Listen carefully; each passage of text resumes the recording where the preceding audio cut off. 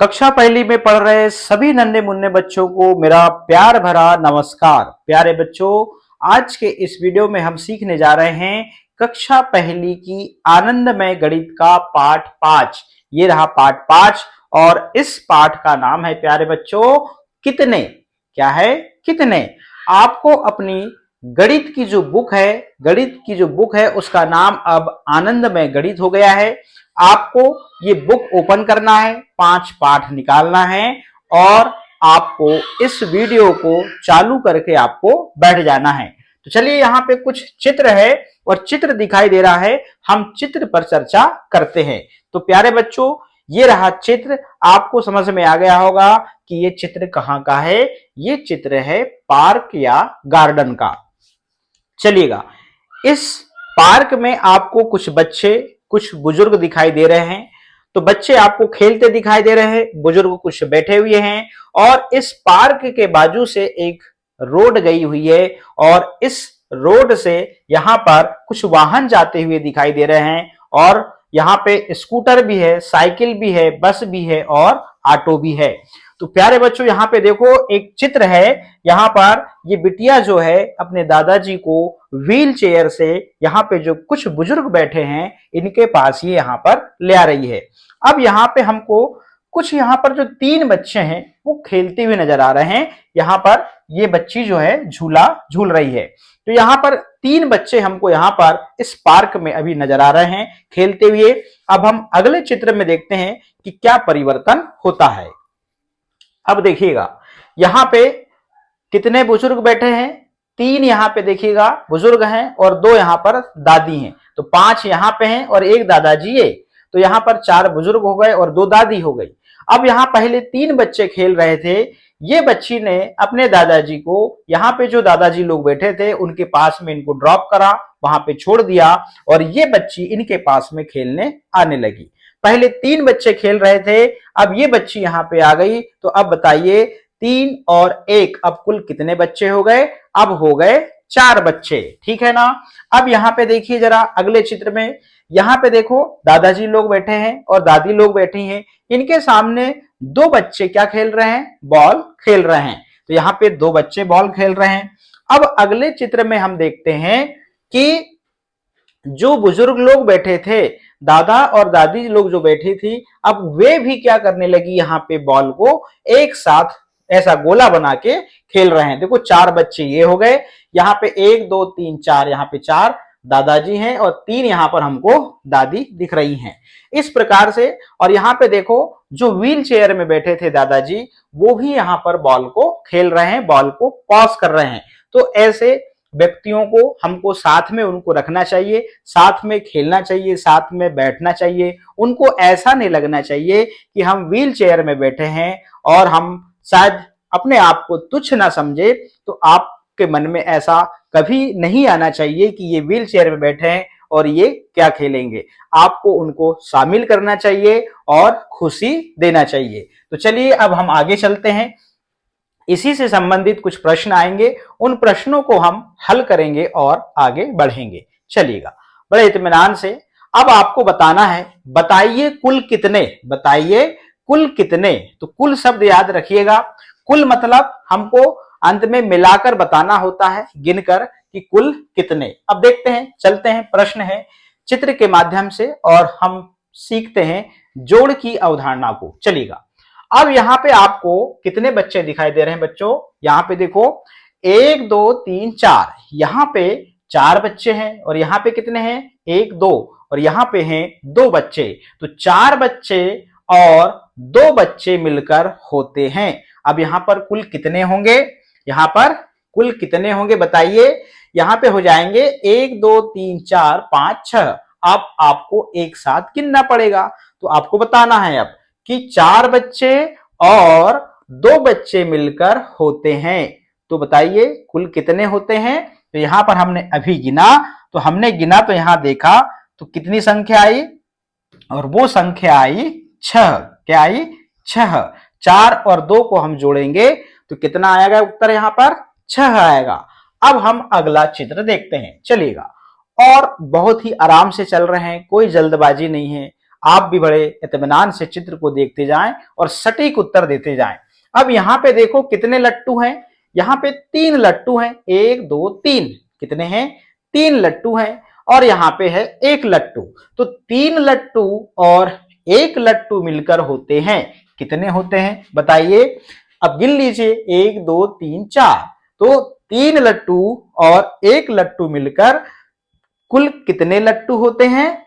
यहां पर उत्तर आ जाएगा 4। कितना आ जाएगा, यहां पर उत्तर आ जाएगा 4 आ जाएगा।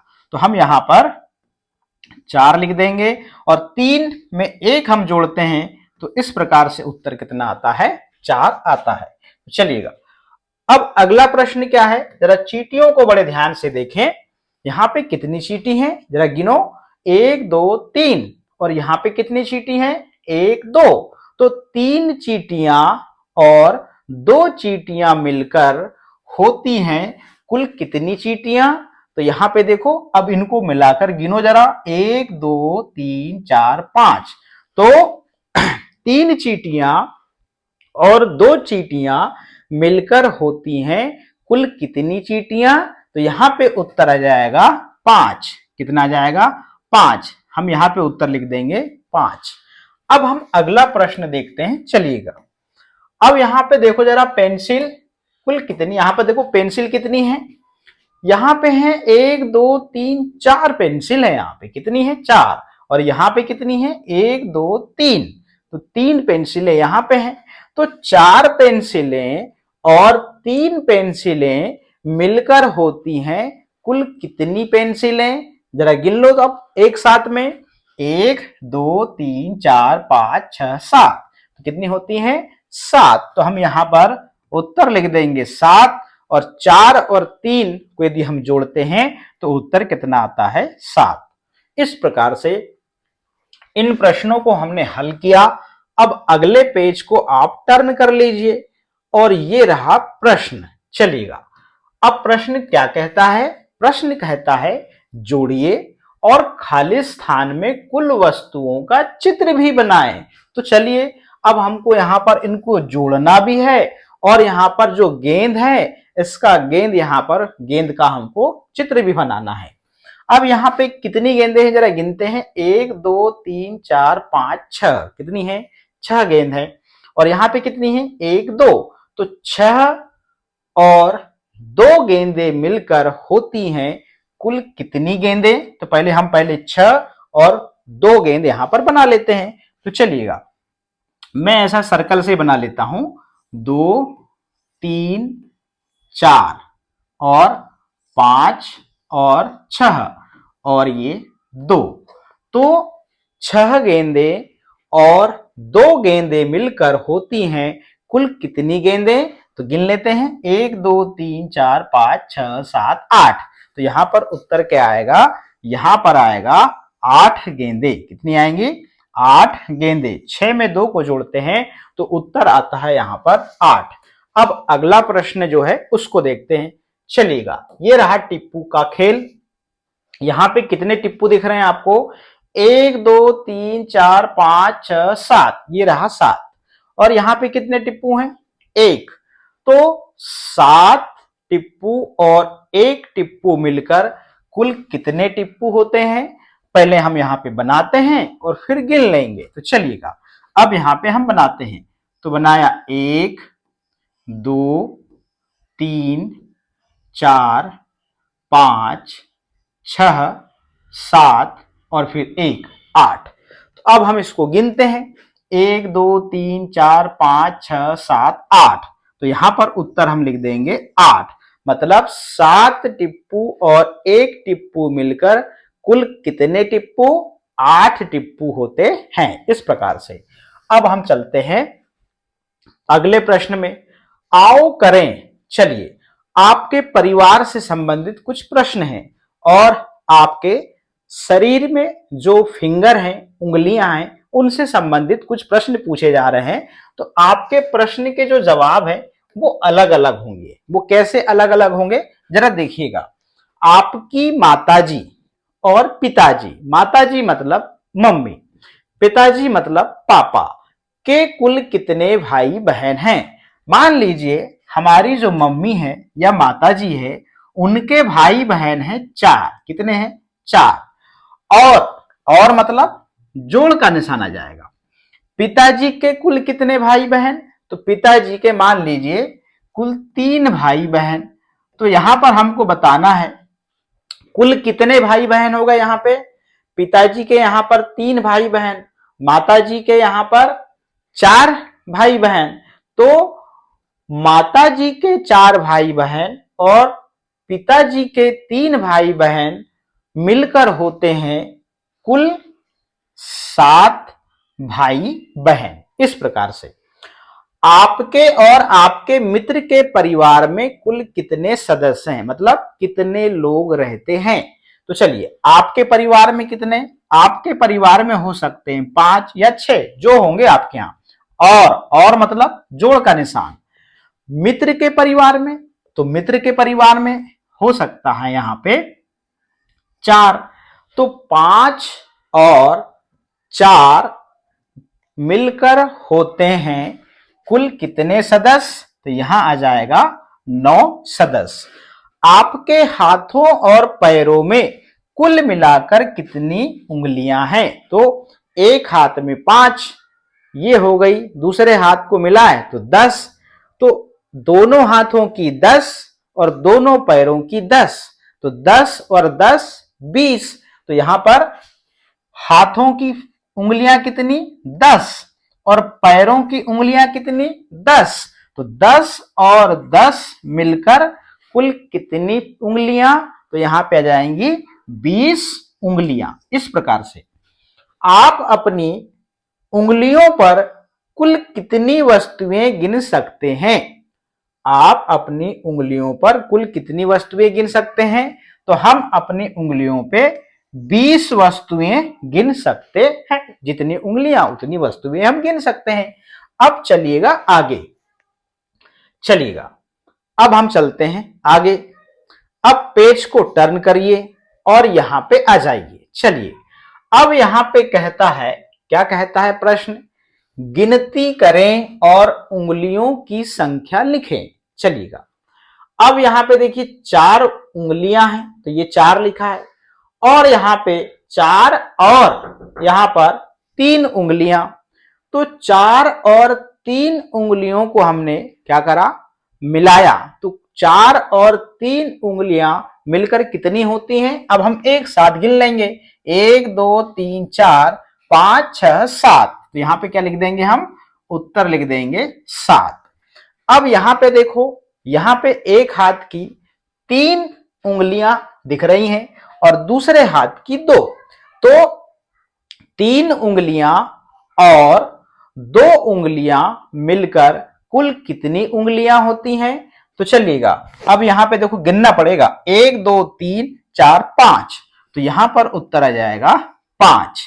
अब हम इसको थोड़ा सा ऊपर की ओर करते हैं। अब लीजिए अगला प्रश्न।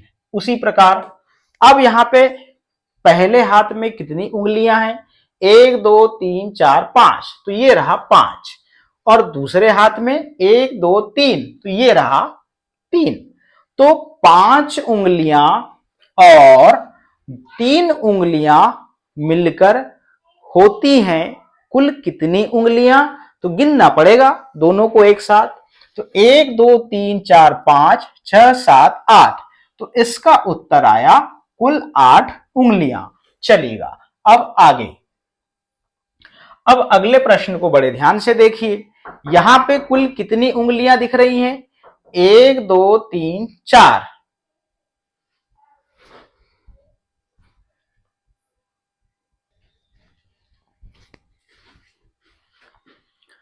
अगला प्रश्न है यहां पे। अब ये वाले फिंगर में देखिए कितनी फिंगर शो हो रही हैं? 1 2 3 4। अब यहां पे ये 4 लिखा है और यहां पे अगले हाथ में कितनी फिंगर शो हो रही है? कुछ भी नहीं। तो कुछ भी नहीं, इसका मतलब यहां पर शून्य है। तो 4 उंगलियां और शून्य उंगलियां मिलकर कुल कितनी उंगलियां होती हैं? यहां पर अब गिनेंगे तो 1 2 3 4। तो उत्तर में क्या आएगा? 4 उंगलियां। तो यहां पर हम उत्तर लिख देंगे 4। अब अगला प्रश्न देखते हैं। चलिएगा, अब यहां पे पहले हाथ में कितनी उंगलियां शो हो रही हैं? 1 2 3 4। पहले हाथ में 4 उंगलियां हैं, ये लिखा है 4।